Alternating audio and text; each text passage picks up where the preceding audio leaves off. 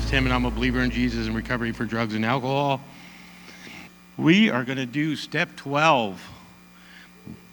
Yes, I'm going to read the principle and the whole thing here.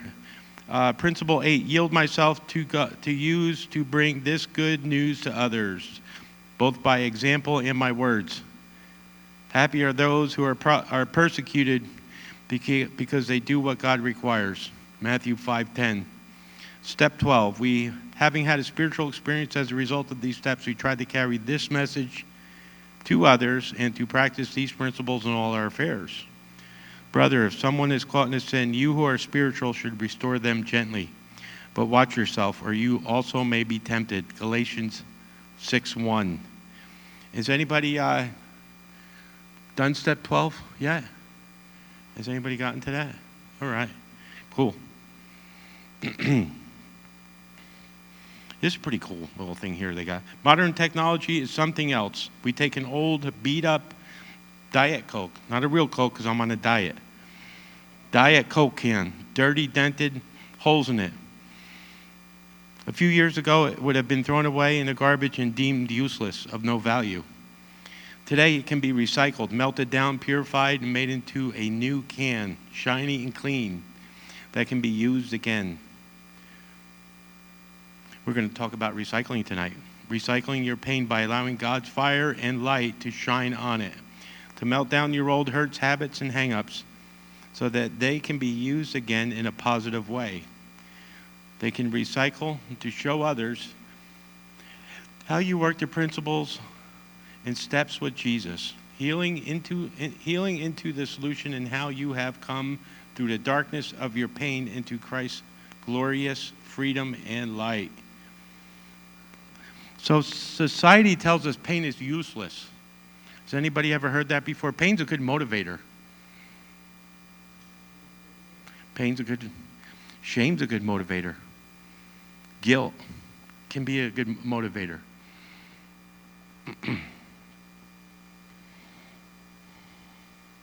At Celebrate Recovery, we know that pain has value, as do people who experience it. So while the world says no tonight, we say yes. And that is the acrostic. The acrostic for tonight. Yield myself to God.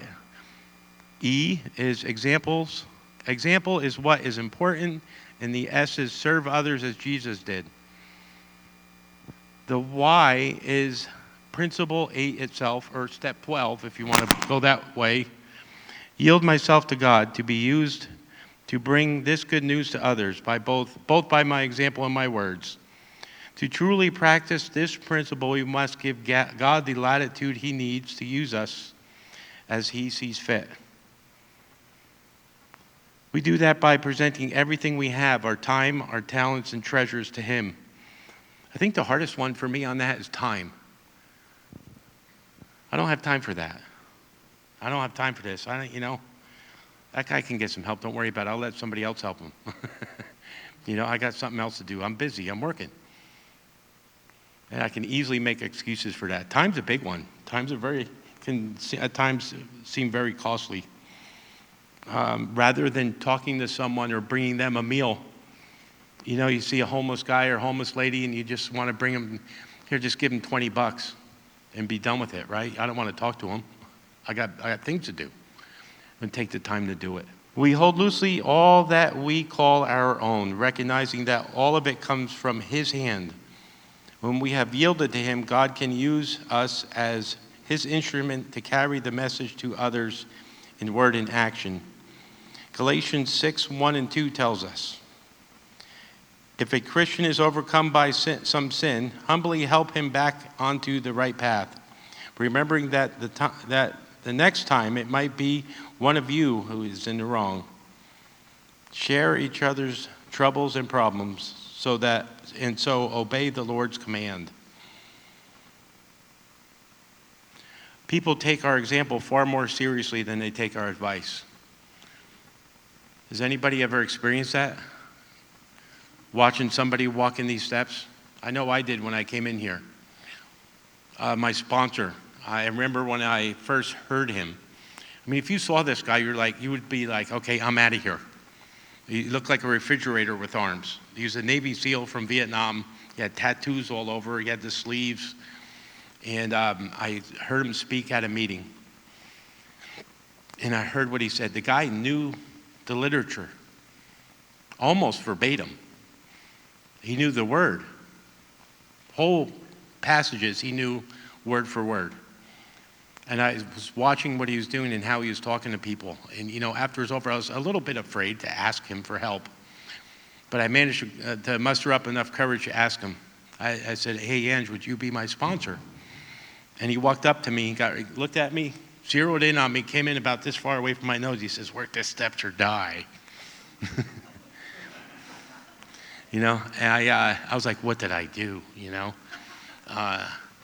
And, the relationship changed from there. We got into the steps. I went over his house. I got to watch him. He had a house. That was an example for me. I didn't have a home. I was homeless. He had a house. He was making spaghettis with meat sauce. I remember, like it was yesterday. His kids were climbing all over me. His wife was bapping me in the back of the head. We're sitting there. I'm like, wow, this is good. And we had a great meal with some garlic bread. It was awesome. Had a meal with a family. Watching somebody by example doing this. And this guy he made my story look like nothing. And he's sitting there in a house eating a hot meal with his family. And it was such a great example for me. And after it was over, he said, "I love you." And it had been a long time since somebody has ever said that. Nobody was saying that to me when I first got here, especially, people that had known me from out in the street. It meant so much to me to watch this happen, to watch him walk his life. And that was such more, and he gave me a lot. I wouldn't call it advice. He gave me the directions out of the big book. Advice is a tough thing. If you think you're giving somebody advice, be careful. We give them directions out of the book. We give them the blueprint so that no one can boast. It's by grace that I have been saved so that no one can boast. I'm not making this up. I'm not giving you advice that I'm just giving you the directions that were given to me. I'm passing it along. And that's what my sponsor did. And it was really impactful on me. And not just him, there's a lot of other people, coming to church and watching these people. I'm like, I didn't live like that. I didn't have. I had something to draw from growing up, but that was quite a long ways ago from when I got in here. And it was great. I'm like, these people are out there praying together. Who does that? I didn't do that. Sit there praying for other people, praying for situations that people are in, worshiping through music or whatever it is. Going to events together, it was just such a great example for me.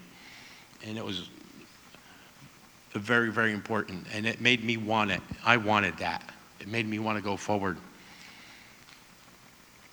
So this leads us to example, is what is important. We walk the needs to match your talk. We all know that talk is cheap because supply always exceeds the demand. If you want someone to see that what Christ will do for them, let them see what Christ has done for you. Here is a question to ask yourself when you get to this step. Does my lifestyle reflect what I believe? In other words, does it show others the pattern of the world, selfishness, pride, and lust? Or does it reflect love, humility, and service of Jesus Christ? And I could go either way. I have not been the best example in the world, for sure. But I'm working on it. I'm working towards those things, to work in that and to live like that. And I'm going to read 1 Timothy 1 through 5. Chapter 1, verse 5. Arouse the love that comes from a pure heart, a clear conscience, and a genuine faith. And I can remember, there's some things that I do, and it kind of all these, the whole acrostic falls into the line of service.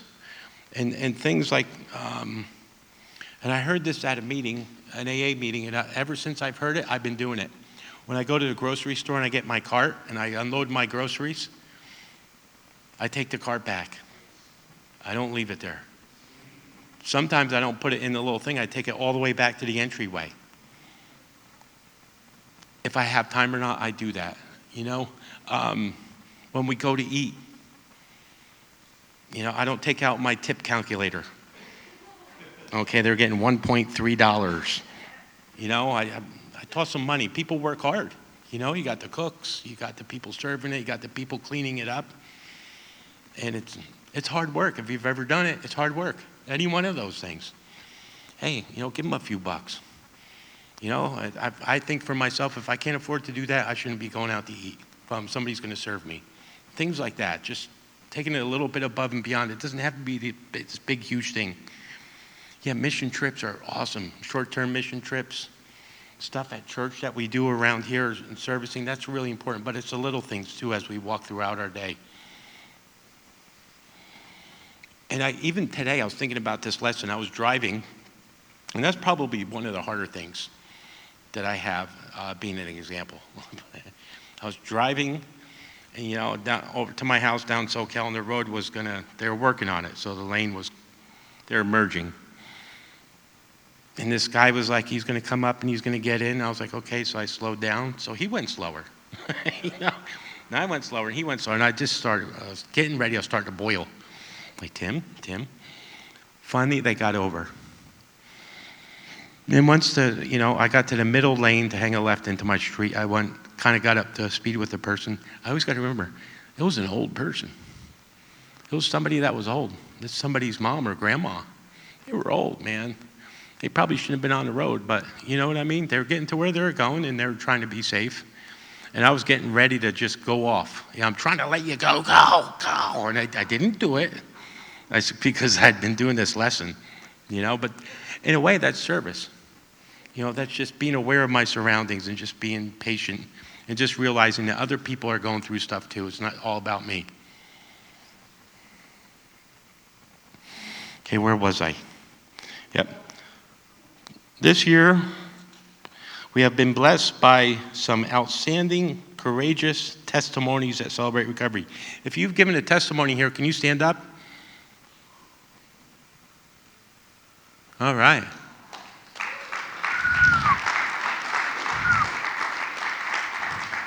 Doing your testimony is awesome.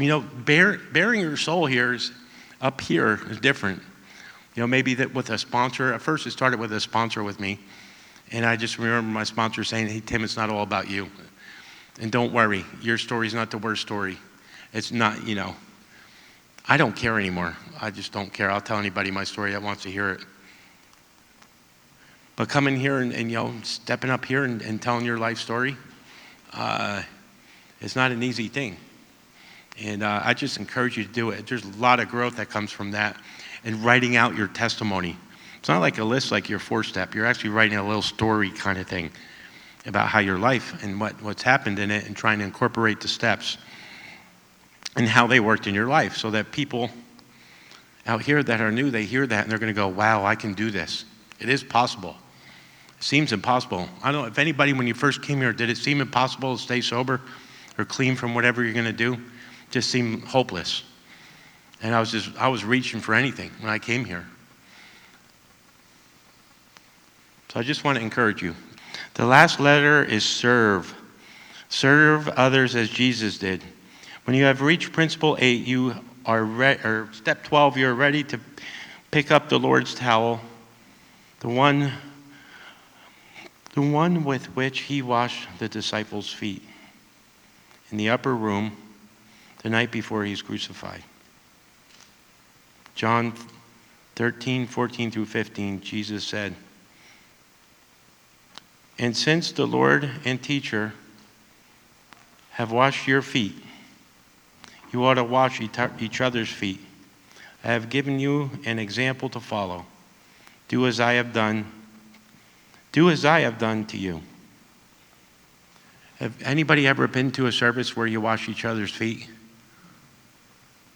You want to talk about a humbling experience? It was unbelievable. We did it very early on to celebrate recovery. We went to a retreat, and Sunday we have a service at the end of the retreat, and they got all these little dishwashing basins and filled them with water, and there's a handful of them around the room, And everybody started washing each other's feet. You want to talk about a humbling experience? I was like, the whole time, I'm like, I don't want to do this. I'm like, I just want to go home now. I've been here all weekend. I just want to go home. I want to go home, take a nap, you know? And let's just do a little Sunday service and get out of here. But no, it went on. And we did this washing each other's feet. Man, it was unbelievable. I was blown away about the humility. And, and after learning about that particular moment in the Bible, what each other's feet were like, imagine what they smelled like. Washing each other. It was, people were walking around in their feet, bare feet, with little sandals on all day long. And then they were sitting at the table. And Jesus, the Son of God, washed the disciples' feet. That's service work, man. That was service work. And then we did that with each other, and it was just like, wow, this is pretty cool.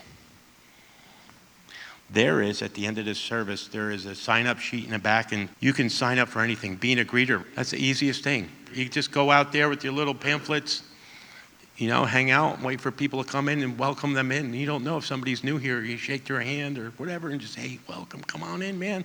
There's some food back there, whatever. Cup of coffee, that means a lot. Doing the food, that's a lot of work, serving everybody. There's not a lot of people here, but sometimes there's people here, it's 100 and some people. And he served meals for them, and it's just 2 people back there serving all the food and cleaning up and everything. We could use help doing that, anything like that, helping out in the sound booth. There's all kinds of things, helping set up tables. I just want to encourage you, if you can, and you would like to and become a part of Celebrate Recovery, what really helps out with that, it helps you bring you here every week. I got something to do. I don't feel like going. Well, I got something to do. I got to go.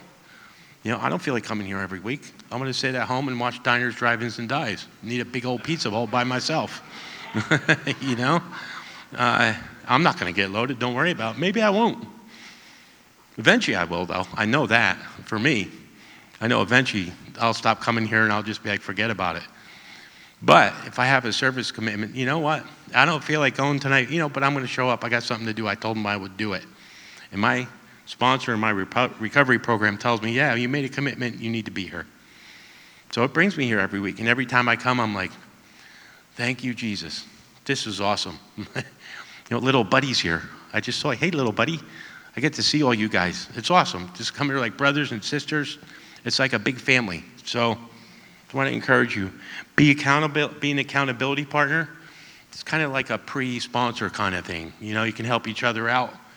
If you've worked through the steps and your sponsor gives you permission to be a sponsor, that's the way I did it. I don't know if any of you other guys do it. Like my sponsor had to give me permission first to be a sponsor. And but if you're at that point in your recovery, be a sponsor to somebody. You want to talk about a big commitment. That's a big commitment, working through the steps with somebody. Because you're helping change someone's life. You're handing the blueprint over. And it's a big responsibility. But man, it is so worth it when you see somebody that came in here. Because I don't remember how bad I was when I got here. Who's that? That's me.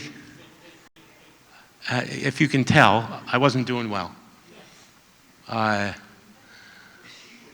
was messed up. I was angry. All kinds of messed up.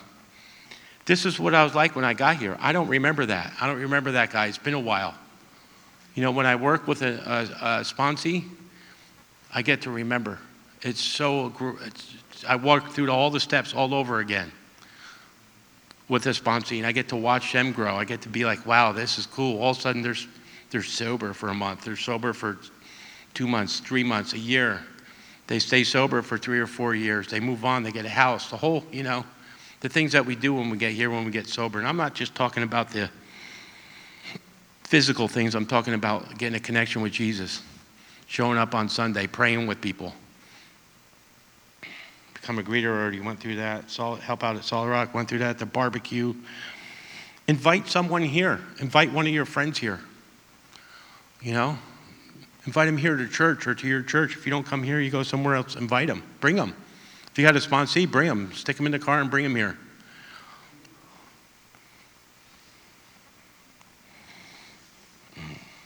All right, so how I want to get here I wasn't doing good. I wasn't doing too good. So I learned a new word this week. I don't know if you guys are like this. It's a word called chatoyance, or chatoyancy. Iridescent, shine, gleam, brilliant. You see the shine on that and the sheen? That's what God does with us after we've been here for a while. Our conversations change. Our relationships change. The people we're hanging out with change. We become a light to people. When we're walking this program, not just talking it, we're walking it, man, that's attractive to people.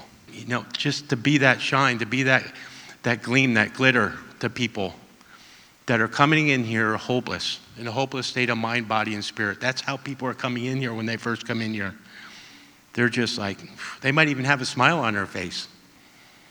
You know, but when we first come in here and we're all broken,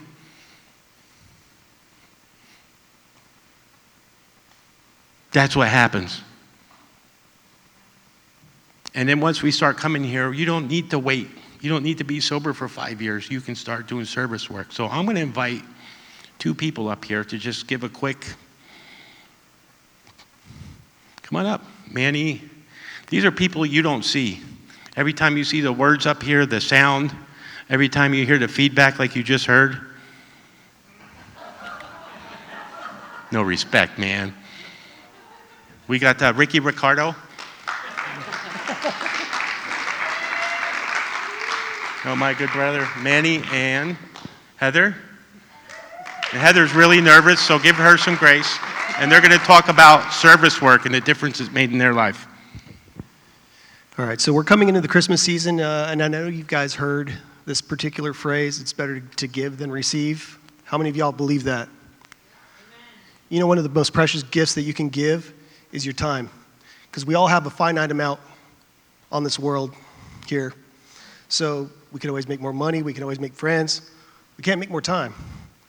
So I just got to say, you know, the time I spent here with y'all, serving you guys, it's changed me. Changed me for the better. And it's just been a blessing. There is a blessing in the giving. And I've absolutely received that serving you guys. So thank you. Thank you.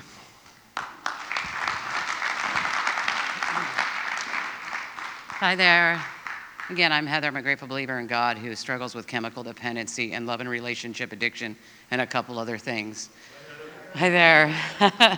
So I jotted down some notes because I had to get my brain straight. I remember in the beginning when I came here many, many years ago, when I first started coming and I would be a greeter or some of the smaller services like that, the one thing that it made me feel is being a part of. It also made me feel accepted and like I mattered because of where I came from. That wasn't the case at all. I came from a very dark, dark place. So that's when I started serving, and I did a lot of solid rock in the beginning too, was help serving the dessert. And I just remember having the time of my life, you know what I mean? Meeting some new friends, fellowshipping, sharing our growths, our strengths, and our weakness, and over a slicing cake and sitting and serving others. And in serving others, it also served me, right? We always hear that. When you help others, it helps yourself. It provided me, you know, with some strength that I needed that I didn't have by being around and serving others. It made me stronger. It decreased my insecurities, which were really high when I got here because of where I came from. And the most recent thing that I experienced, it was probably about 8 years ago. So when I first came here, I was relapsing every 2.5 years. I don't know why that was going on, but I was. Even with little service works that I was doing, something wasn't working. And every 2.5 years, I would go out for the weekend. Sunday would come, I'd sweep it under the carpet, I'd stand back up, and I would relapse again. You know, I'd go another 2.5 years, and I'd relapse again. So I've been around for about 18 years, and I finally am coming up on 8 years. And the reason for that is because I stuck around, and I got another service commitment, and I kept my hand on God. If it wasn't for this program, I wouldn't be sober today. And I know that. And it's because I made it important. I kept my hand on God, and I continued to help others. And something that Tim said tonight and what he said, and it just touched me. It's all those small common courtesies where you reach out, putting the shopping cart back, allowing somebody the grace to allow them to come in front of you. Those things, they make the world a difference, not for other people, but for yourself as well. And I know that God smiles down on us when we do those little things. It's been a blessing and an honor to serve here at Celebrate Recovery. And I'm forever grateful for this program because I know I would not be here if it wasn't for this program. Thank you.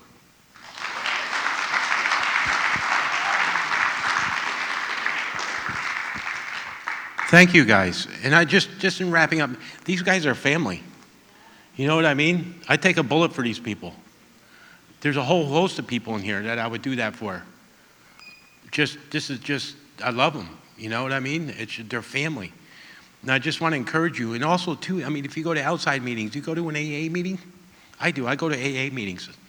Hey, if they need an extra $10 to keep going, I put $10 in the basket. Whatever they need. You know, I making coffee. I'm going to tell one story. I know I'm going a little bit over, but I'm going to tell one story. I went to Bible study with Jen. Jen got me going to BSF. I don't know if anybody knows about that. Bible Study Fellowship. It's a pretty heavy-duty Bible. You can get college credits for going to this thing.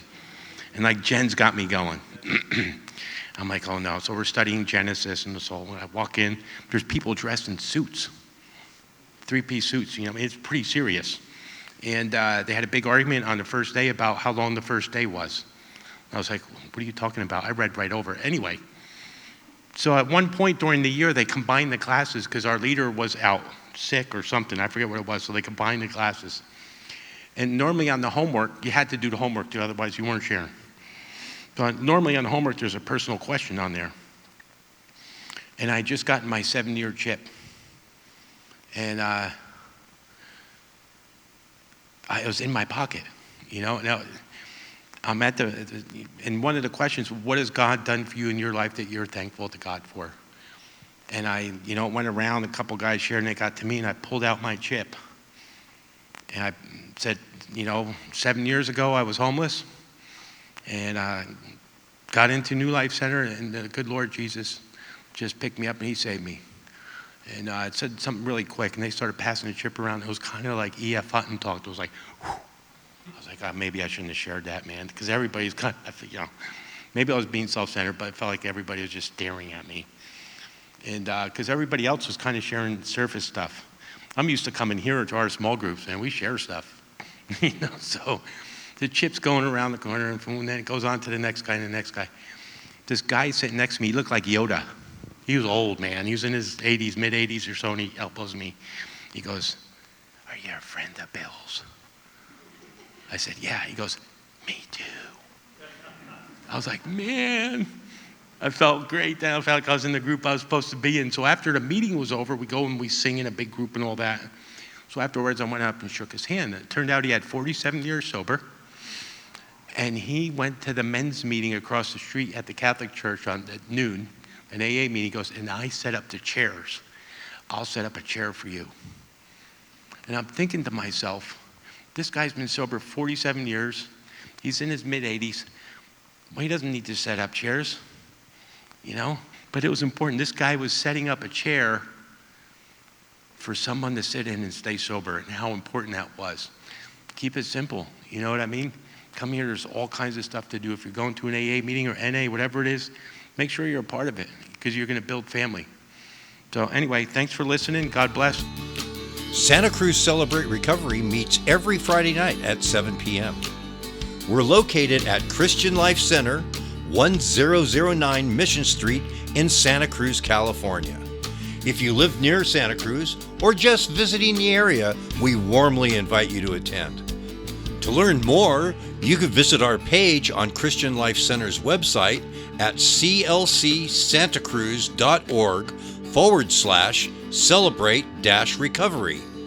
We hope this video has been encouraging to you, and thank you for watching.